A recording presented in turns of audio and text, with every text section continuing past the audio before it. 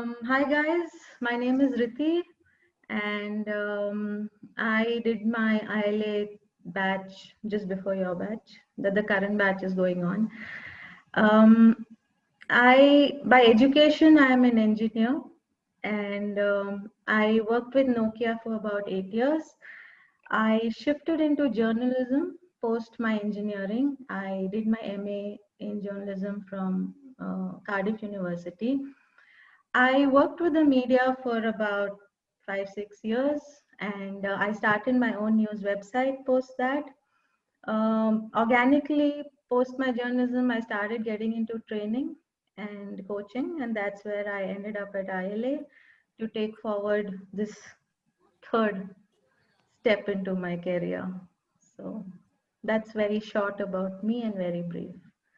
If you have any doubts, we can always discuss later about me. Okay, so I can start with Pechacha. Yes, all the best, Riddhi. Thank you, Mani.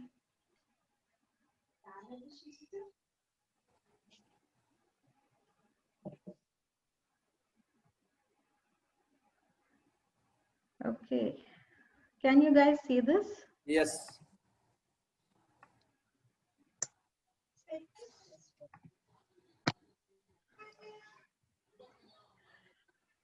Okay, so good times become good memories and bad times become good lessons.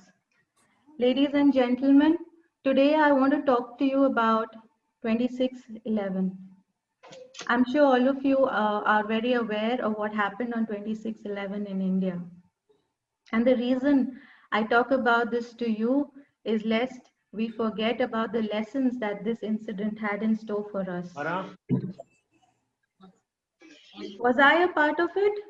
Yes, I was a part of it. As a journalist, I was reporting 26/11, and the lessons that it's ingrained in me is what I want to talk to you about today. Just to brief you a little bit, on 26/11, 2008, 9 terrorists entered Mumbai. They split themselves into groups and divided themselves at various locations all across Mumbai. When we think of terrorism, we think of destruction, bombing, weapons, violent, danger, fear, shooting, assassination, and a lot of bloodshed. I saw all of this across those 4 days, 9 attackers, 12 attacks, 166 dead and 300 wounded. However, and Mumbai was all of this on that night of 26/11. Mumbai burned. I watched Mumbai burning. I watched people trying to escape. I watched people being shot dead. I watched the Taj burning.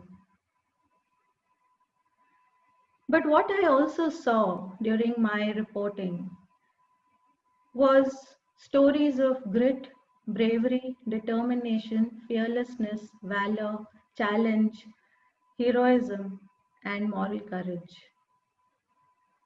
Beneath all the layers of violence, there were stories of you people in uniform who were living these values.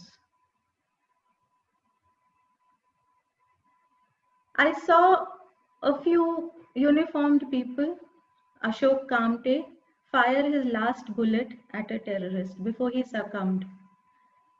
I saw Tukaram Omble hold on to Ajmal Kasab before he got shot by Kasab himself, but he didn't let go. I saw Sandeep Unikrishnan, who was a major with the National Security Guards, while trying to rescue people from the Taj Hotel, got shot on his back by the terrorist. Hemant Karkare, chief of the Mumbai anti-terrorist squad, Vijay Salaskar, the encounter specialist, were in a jeep when the terrorist shot them in the head, point blank. And I was there to witness it all. However, there were some unsung heroes. There were heroes who participated in this story of valor, grit, determination, and courage, and went into an unnoticed world post the event.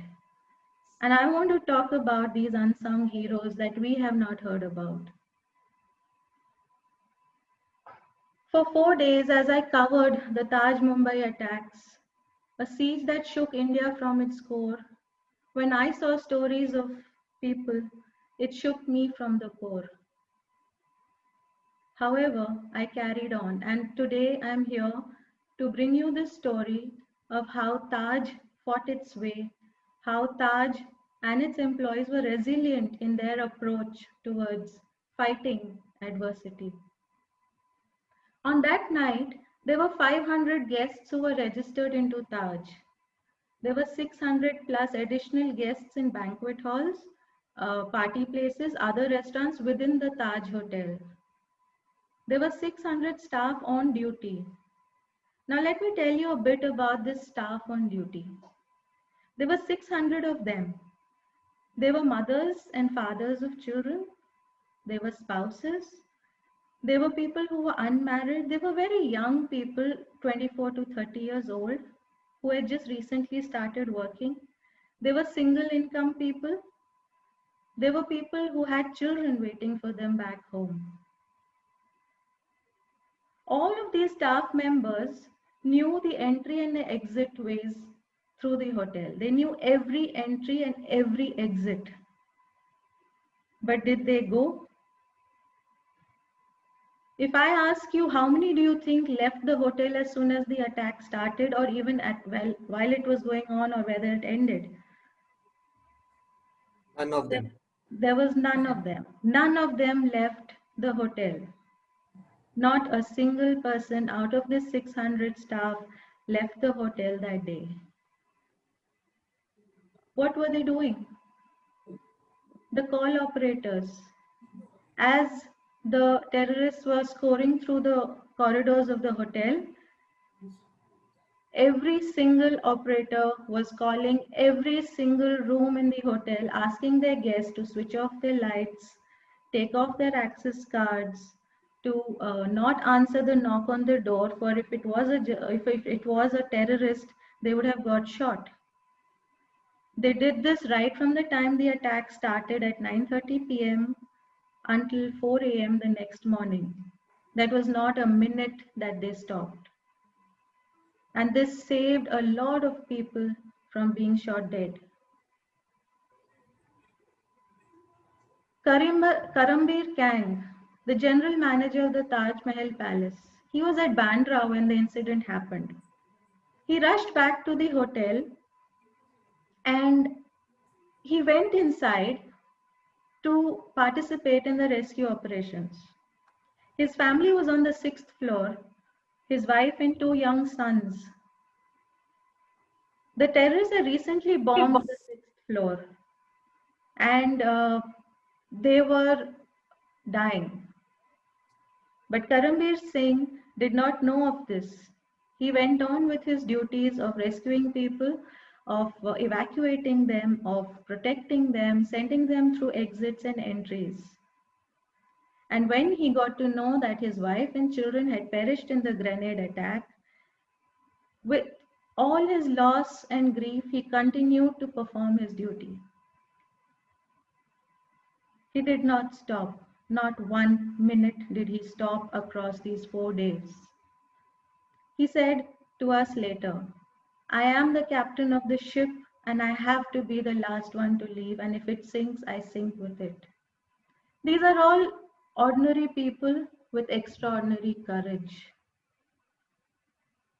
Malika Jagar was a 24-year-old banquet manager then, in 2008. She was in charge of a big party happening at the banquet hall of Hindustan Unilever.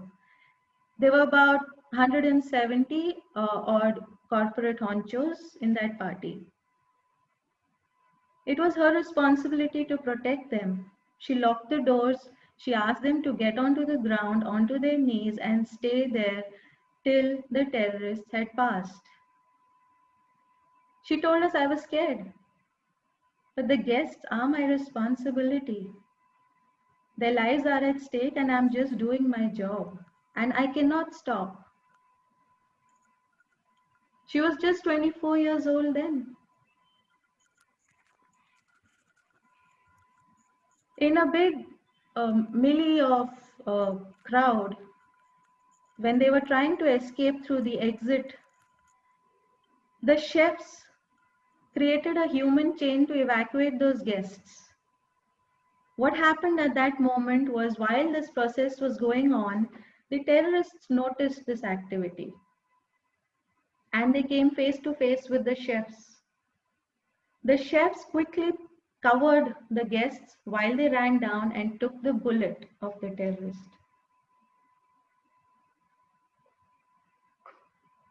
He was a manager at the Shamiana restaurant at Taj.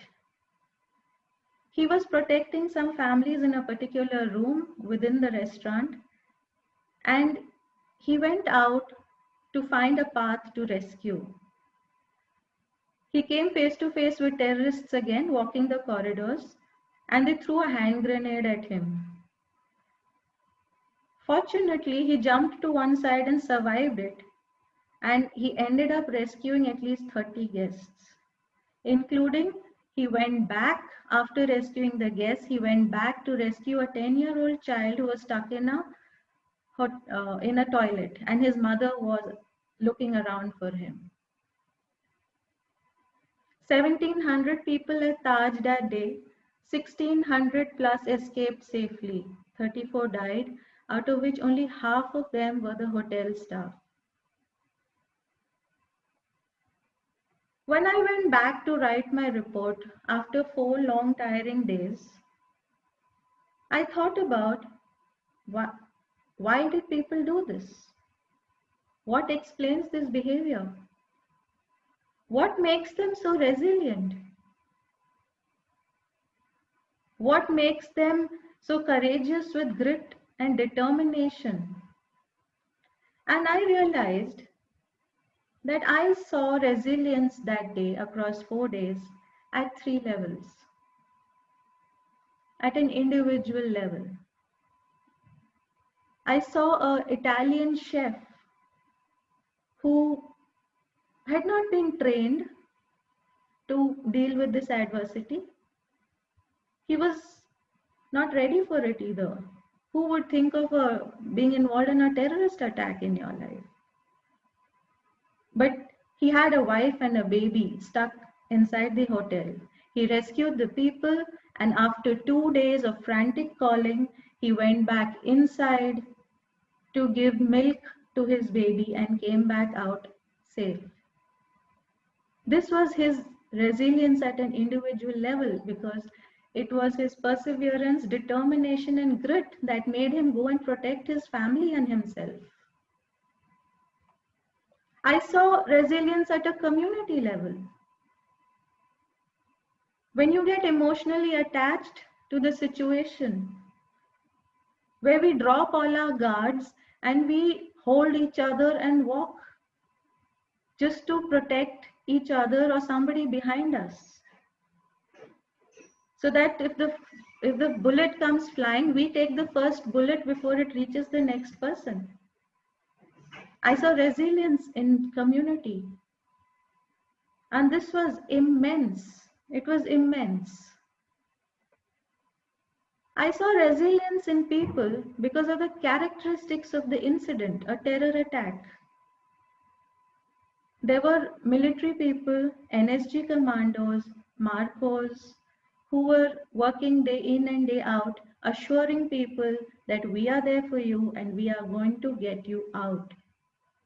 And once you have that trust, once you believe in the system, once you believe in the organization that is protecting you, your resilience goes up by itself.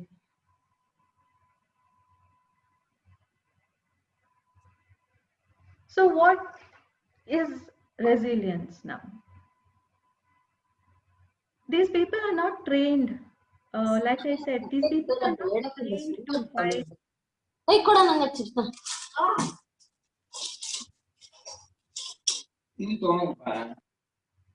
These people are not trained to fight a terrorist attack. These are normal civilians. So where does the resilience come from? The resilience to survive, where does it come from? Resilience is all within us. It's all within us. Adversity is like lava. It spreads all over the place. But what grows out of the ash and the smoke are things which are stronger and which would not have emerged in any other way except by going through adversity. I am not what happens to me. I am what I choose to become in spite of what happens to me, and that makes a difference in the end. And I hope that this story makes a difference in your life. Thank you so much, and thank you for listening in.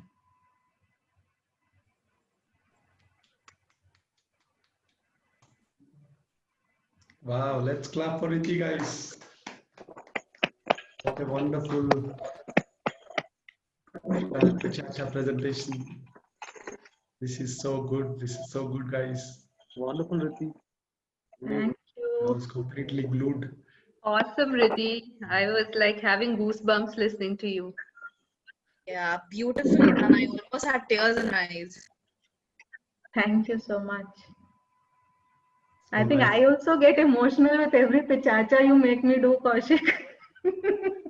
Come on.